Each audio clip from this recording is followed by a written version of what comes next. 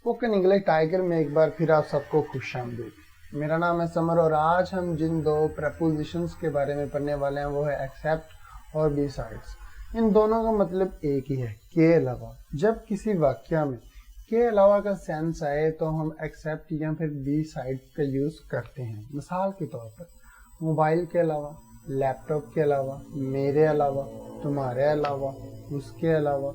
तो जब इस तरह का कोई सेंस हो तो हम इन दो प्रपोजिशन का यूज करते हैं।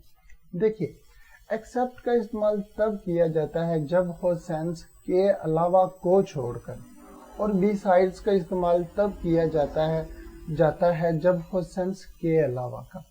तो सबसे पहले हम समझेंगे एक्सेप्ट का कॉन्सेप्ट ऑफ एक्सेप्ट। देखिए, मेरे पास सैमसंग के अलावा और कई कंपनियों के मोबाइल है। मतलब मैं यहाँ ये कहना चाहता हूँ, आप यहाँ ये कहना चाहते हैं कि आपके पास सैमसंग कंपनी का फोन नहीं है, उसके अलावा और बहुत सारी कंपनियों के मोबाइल फोन हैं।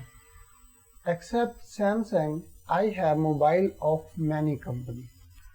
देखिए, इसी तरह के एक और सिमिलर सेंटेंस है, मेरे पास सैमसंग के अलावा भी कई और भी कंपनियों के मोबाइल हैं। मतलब यहाँ आप ये कहना चाहते हैं कि मेरे पास सैमसंग कंपनी का फोन तो है ही है, उसके साथ ही साथ मेरे पास दूसरी कई कंपनियों के मोबाइल हैं।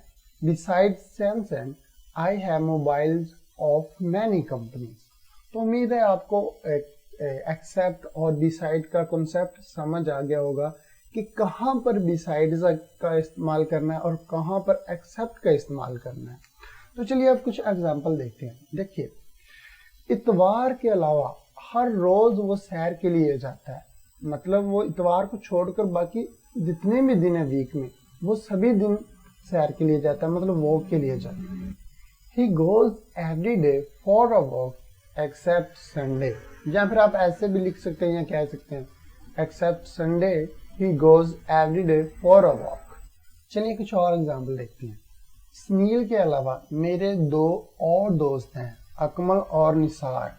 Besides Sunil I have two more friends, Akmal and Nisar. मतलब मैं ये कह रहा हूँ कि सुनील तो मेरा दोस्त है ही है, वो तो मेरे पास है ही है, लेकिन उसके अलावा मेरे दो दोस्त और हैं जो अच्छे हैं, वो मेरे पास हैं।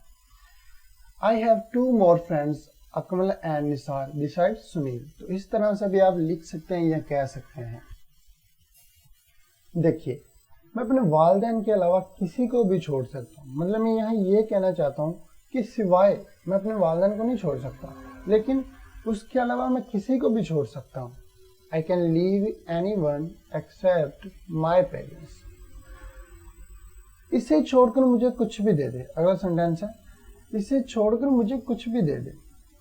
Give me anything except it। इस और एग्जाम्पल देखिए, अरफान के अलावा मेरे पास नबील और जमील भी तो है।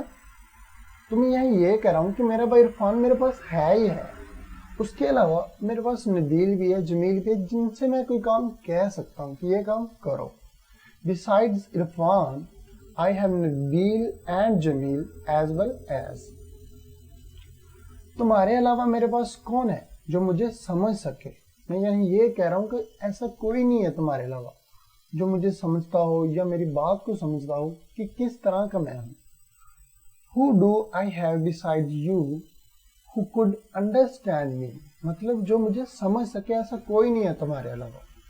तो उम्मीद है आपको सभी एग्जाम्पल की समझ आई होगी और आपको पता चला होगा कि कहाँ पर एक्सेप्ट और कहाँ पर बिसाइड का यूज करना है। तो अगर आपको किसी चीज़ की समझ नहीं आई तो वीडियो को एक बार फिर से देखें ताकि आपका हर एक कॉन्सेप्ट अच्छे से क्लियर हो जाए। तो मिलते हैं किसी अगले वीडियो लेक्चर में प्रपोजिशंस के साथ। तब तक के लिए खुदा हाफिज। पाकिस्तान जिंदाबाद।